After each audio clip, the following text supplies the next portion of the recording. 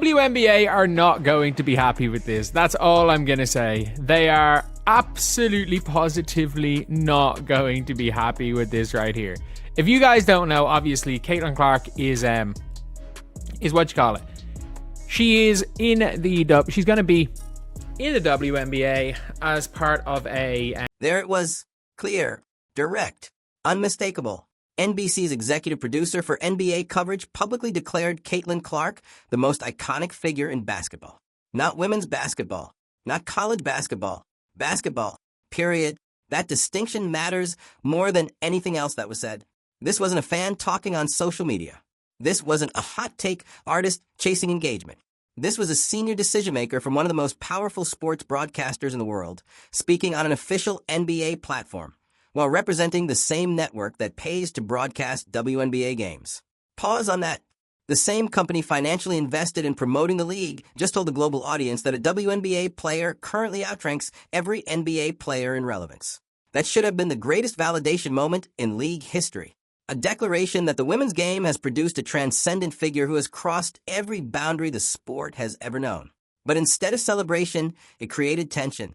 Why? Because relevance comes with hierarchy. And hierarchy disrupts carefully constructed narratives. When you say one player stands above all others, you inherently say the rest do not. That's a problem for a league that has spent the last year insisting the spotlight belongs to everyone equally. NBC didn't frame this emotionally. They framed it professionally. Iconic doesn't mean talented. It doesn't mean skilled. It means culturally dominant. It means the face people recognize, the name that moves audiences, the presence that transcends the court. And when that label is applied this decisively, it changes the power dynamics. It tells sponsors where attention lives. It tells advertisers where return on investment exists. It tells casual fans where to look. That's why this wasn't just a compliment. It was a recalibration of the basketball landscape. The uncomfortable truth is that relevance isn't voted on. It's measured. And NBC didn't say this lightly. They said it because the numbers forced their hand. Everyone has to be equal. And this is what NBC have said. There is no more iconic figure in basketball, in women's game right now, or the game in general, about Caitlin Clark. In the game in general, that's all I gotta say is that here's where things truly get messy. NBC isn't a random outlet. It's not a podcast. It's not a social account chasing engagement.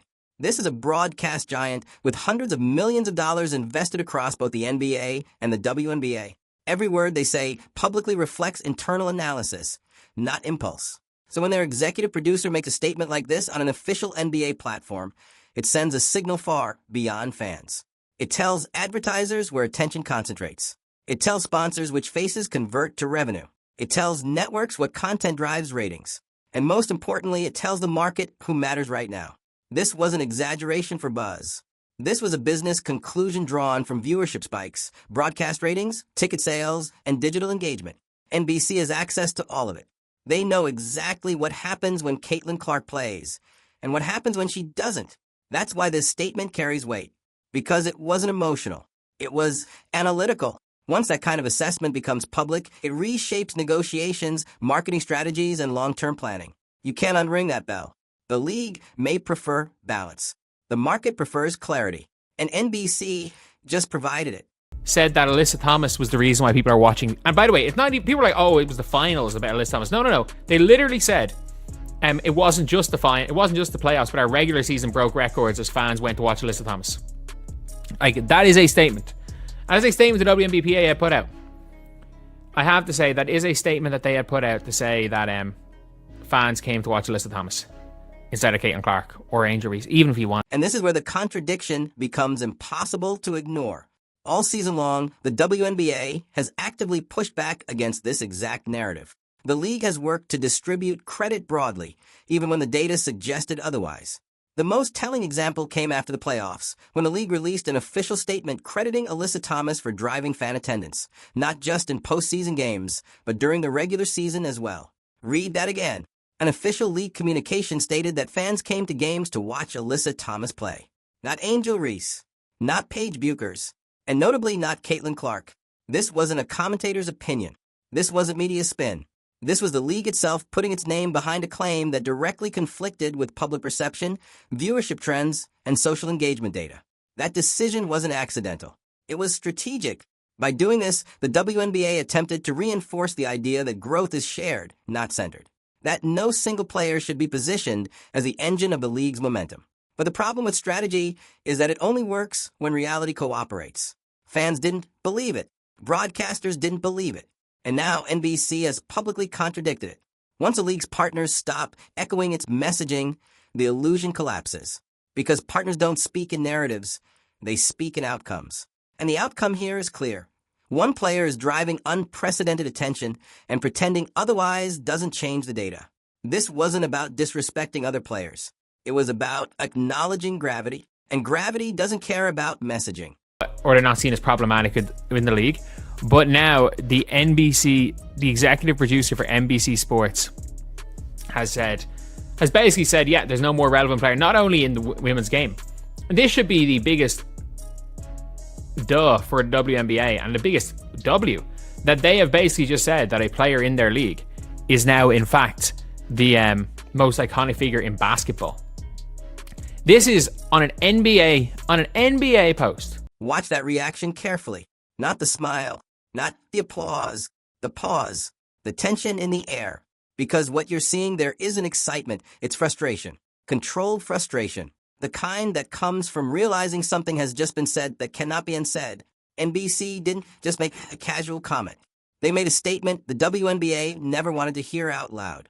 And that single moment cracked open a much bigger conversation. This wasn't about hype.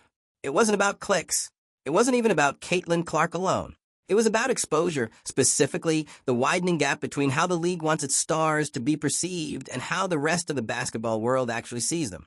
NBC didn't invent this narrative. They acknowledged it, and that's what made it dangerous. For months, the WNBA has worked aggressively to spread attention evenly, to avoid centering the league around one figure, to present growth as collective, not individual. But when a major broadcast partner steps in and puts a spotlight directly on one player, that strategy starts to crumble. The discomfort wasn't subtle. You could see it in the body language, the forced neutrality, the hesitation to lean into what should have been an obvious celebration. Because the reality is this. When a league spends years trying to control its image, the last thing it wants is a partner saying the quiet part out loud. NBC didn't ask permission. They didn't soften the wording. They didn't hedge. They simply acknowledged what fans, advertisers, and casual viewers already believe. And that belief challenges the league's internal messaging in a way no tweet or podcast ever could. This moment matters because it reveals a fundamental tension. The WNBA wants parity. The market wants stars. And right now, one star is pulling the gravitational force of the entire sport toward her. The reaction you saw wasn't shock. It was the realization that control is slipping. And once that happens, the conversation stops being about branding and starts being about reality. Basketball, definitely there's, in terms of pro leagues, I don't think there's anyone in the debate that's not male or female. But at the end of the day, it's what you call it. It's an obvious statement, but they're not going to be happy. You just know it. Like, people are not going to be happy, basically, with, instead of where people should be happy being like, oh my God, people are actually saying that about a women's basketball player. Listen carefully to the language being used, because there's no diplomacy here. He didn't say one of the most relevant. He didn't say arguably. He didn't say in the conversation. He said there is no debate. That's a definitive claim. In professional basketball across all leagues, Caitlin Clark is the most relevant player. Full stop. You don't say that publicly unless you're confident the data will support you. NBC doesn't speculate at this level. They confirm. They've seen the ratings curves, the engagement graphs, the social amplification.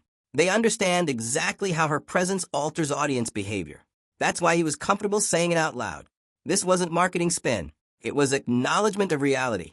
And once reality enters a conversation, everything changes. Saying Caitlin Clark is, the most relevant person in basketball, no, that's racist.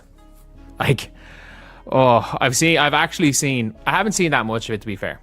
And to be fair, most of the backlash is nonsense accounts on Twitter. But at the end of the day, it's it is what it is.